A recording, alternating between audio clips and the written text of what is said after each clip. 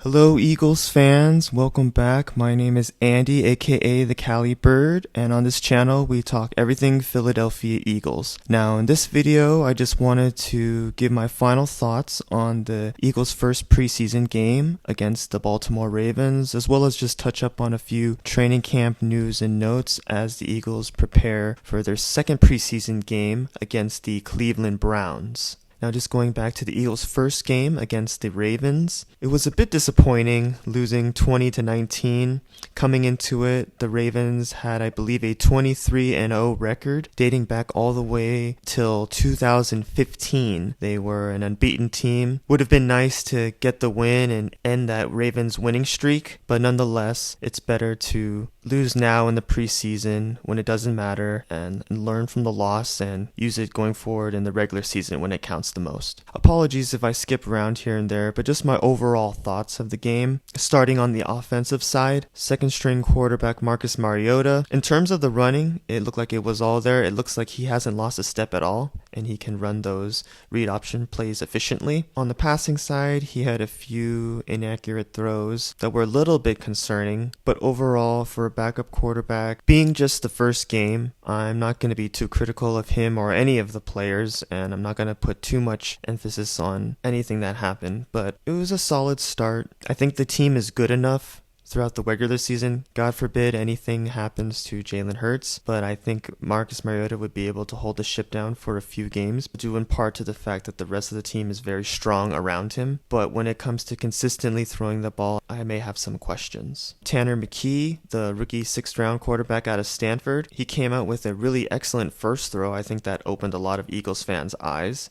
I think that first throw really set the tone and gave him a lot of confidence. For a 6th-round rookie quarterback in his first preseason game, he looked comfortable, and that's the best thing I could say. Regardless of whether he was going against a second or third string, could not say the same thing for Ian Book. He just looked a bit lost out of there. I know he may be playing with more of the 3rd and 4th stringers. Looks like the 3rd string quarterback position is Tanner McKee's to lose. Also interesting just down the line, given McKee's athleticism, or rather lack thereof, how the Eagles adjust in their play calling, or if they do at all, considering their two more mobile quarterbacks in Hurts and Mariota. Moving over to the running back position, I'm sure everyone saw DeAndre Swift's nice burst and cut. He had a nice finish to his run too. Rashad Penny had a few nice gains as well. He wasn't too flashy, and I think he got a few negative reviews, but I thought he actually looked alright, considering it was his first game, and if he did have the Eagles' first string, I think he could bust out a few longer runs.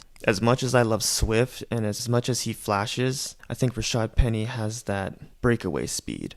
I was kind of surprised that Kenneth Gainwell didn't play at all. I'm not sure if this is part of them holding him back because they think he is more of the lead back, but still would have liked to see him just get a few opportunities. Trey Sermon I see as more of a backup and contributor on special teams. They did give him an opportunity as a returner. I think he has good acceleration once he gets going, but it just takes him a second to get going. And in particular, when it comes to the special teams and return game, I think you need a little bit more lateral ability, and I think he is more straight line speed.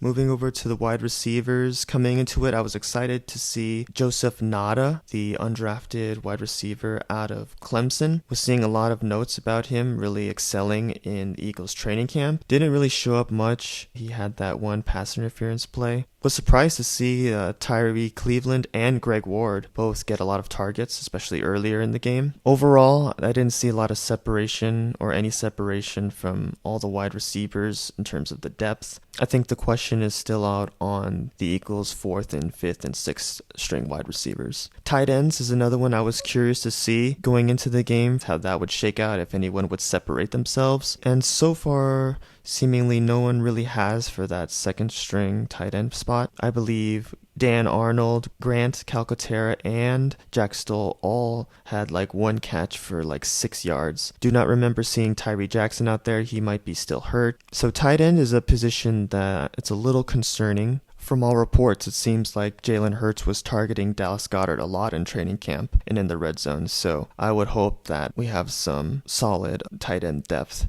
Just glancing over the offensive line, Tyler Steen I saw at left tackle and at right guard. There was one play I did see initiate contact with like 3 or 4 Ravens defensive players at one point. I like seeing his toughness and his athletic ability, seeing him engage with multiple Ravens defenders. Over the next few games, I will be focused more on the offensive line. Obviously, it's the strength of the whole team. However, the Eagles were fortunate last year to be relatively healthy, and we can't always count on that. So we need to make sure that we have good depth. In Jeff Stoutland, I trust.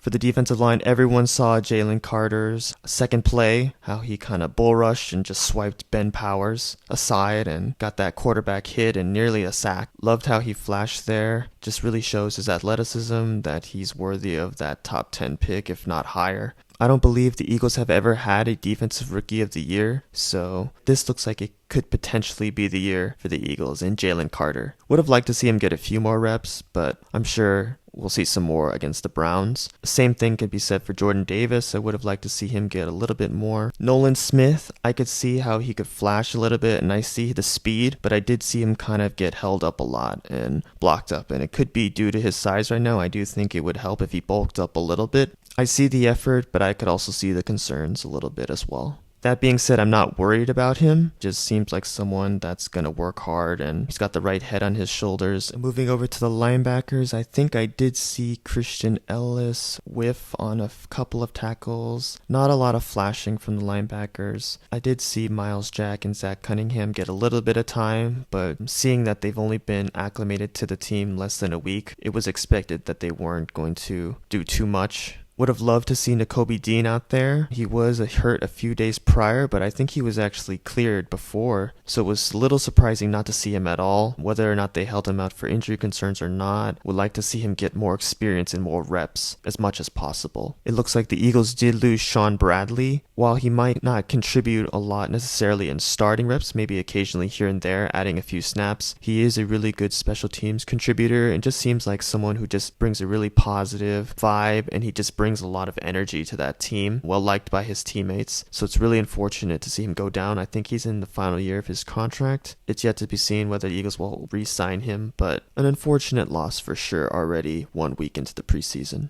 Moving over to the cornerbacks and the secondary, starting with the safeties first. Obviously, more in the second half, I saw a lot of Sidney Brown flashing, making those tackles. You could really see the burst and acceleration, especially coming up to make the hit, and I just loved just seeing how he's flying around. Watching him in that game fly around kind of reminded me of Marcus Epps at times. When he was at the Eagles, he would have these very flashy plays, and especially when it's coming up to the line of scrimmage. But I like his range. He's probably the safety that stood it out the most to me. Kayvon Wallace made a few tackles here and there. And moving over to the cornerbacks, which is slowly becoming my favorite positional group on the Eagles. I just like all of the young depth that they have. I feel like it's been a while since we've had a group of young secondary that are all really talented that could easily make the team. Obviously, the Eli Ricks pick 6 was huge. Love to see that. Cornerback, undrafted out of Alabama. It's shocking to me how a player like that would even go undrafted. Same thing for Josh Jobe, another cornerback from Alabama. I think he had one penalty, but I still think he was in good position and had good coverage. Both have had good reviews by Eagles reporters in training camp, and I believe Josh Jobe was also undrafted out of Alabama.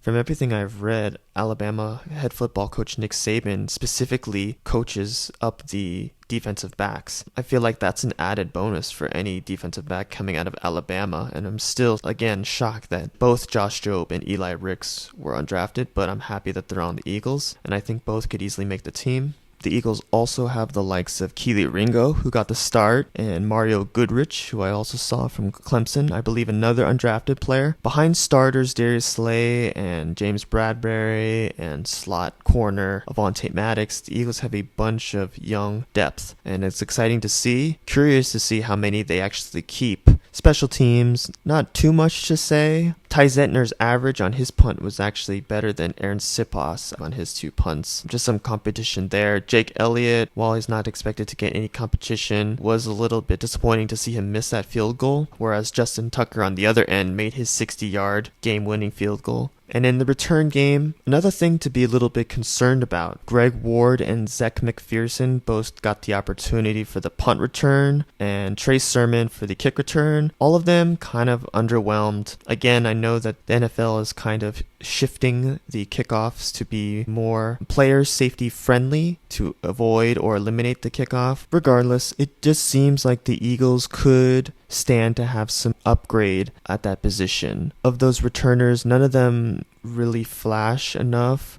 When I watch other teams, I always feel like they have this one burner. For the past few years, the Eagles really haven't had like a return threat. Would love to have more of that explosive element to the game. Back when we had Deshaun. Obviously, you don't want to put Devontae or A.J. Brown back there, but what about Quez Watkins at returner? He is the fastest person on the team. Just throwing it out there. What about Devin Allen, the world-class sprinter? Again, I'm not a coach or anything like that, but just thinking about just somebody who may have more of that explosive element. Following up that first preseason game, the Eagles have been practicing with the Cleveland Browns in anticipation of their second preseason matchup. I think the biggest note that I saw was Cleveland Browns All-Pro guard Joe Patonio kind of making comments about the practices getting a little extra chippy. Maybe some of the Eagles defenders kind of taking little extra shots at Deshaun Watson. Whether or not that's true or not, it is preseason. You have to understand it's a bunch of grown men on that field fighting for roster spots. Competitive conditions, it's intense heat, so it's bound for tempers to flare and for fights to happen like that. I'm not defending the Eagles players if they did commit any after the play fouls, but I'm not surprised. You see training camp battles and fights all the time from teams, whether it's against other teams or even with themselves. What I did like to hear was that rookie Jalen Carter did flash and knock Joe Patonio on his back, so I'm happy with that.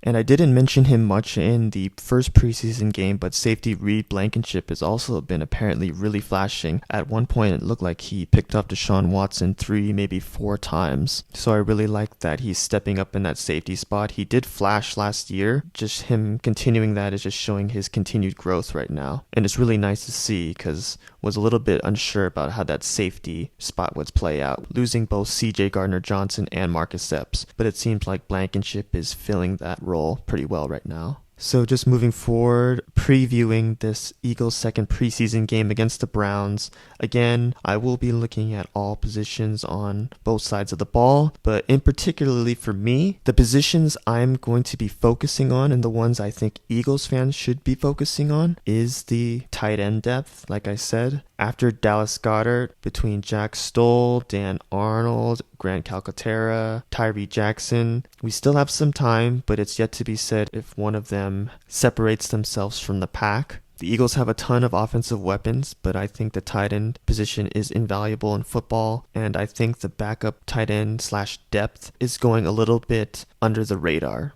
and is a bit cause for concern. The next thing would be the cornerback battles and how that shakes out, seeing which of the young corners move up the depth chart and seeing how many that the Eagles decide to keep. I think it's possible that the talent, the depth at cornerback could be so good that it could come down to who can play special teams. Another thing I'll be looking out for is the special teams, especially in the return game, if they mix it up at all. Seems like they don't put a lot of emphasis in a returner. They kind of just use what they have. Heading into this week 2 preseason game against the Cleveland Browns, the main thing I'm looking for is just continued growth and development from all the young players and just the backups in general. Mistakes are to be expected, but you would prefer that they get them out of the way here, if at all, before it happens in the regular season. Obviously, would like to avoid any injuries on both sides of the ball. I think it's just another opportunity for not only the players too, but even the coaches. It's an important time for both new offensive coordinator Brian Johnson, as well as new defensive coordinator Sean Desai, to just use this time to get more comfortable with their scheme, with their players, with the plays in general, getting more comfortable with the communication. Now is the time to fine-tune all of those things.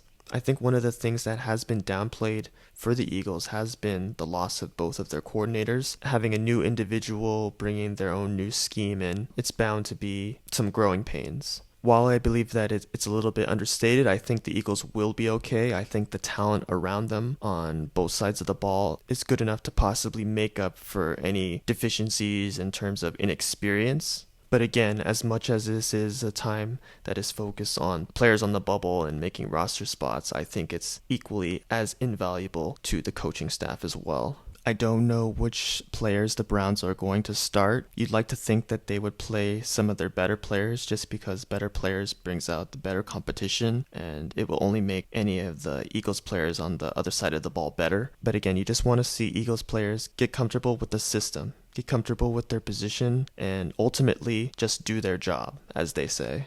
And yeah, I'll be looking at all of the rookies, all of the new additions, just seeing how they fit into the group, just seeing who flashes. A lot of the Eagles starters are already set in stone, but the depth is going to be a crucial part in this upcoming season. Browns do have DTR, a quarterback out of UCLA who has been doing really well, so it's a great challenge for the Eagles defense. But Eagles fans, what did you think of the Eagles' first preseason game against the Baltimore Ravens? Who stood out to you? Who are some players and things that you are going to be looking out for this upcoming preseason game against the Cleveland Browns? Please leave your comments below. Thanks again for tuning in. My name is Andy, aka the Calibird. Subscribe to me on YouTube. You can follow me on Twitter or X at the Calibird, bird with a 1 for an I. Be sure to download my podcasts at the Calibird on Spotify and on Apple Podcasts. I will be following up the Eagles Week 2 preseason matchup against the Browns with a reaction video, so stay tuned for that. And again, thank you for watching and listening. My name is Andy, aka the Calibird,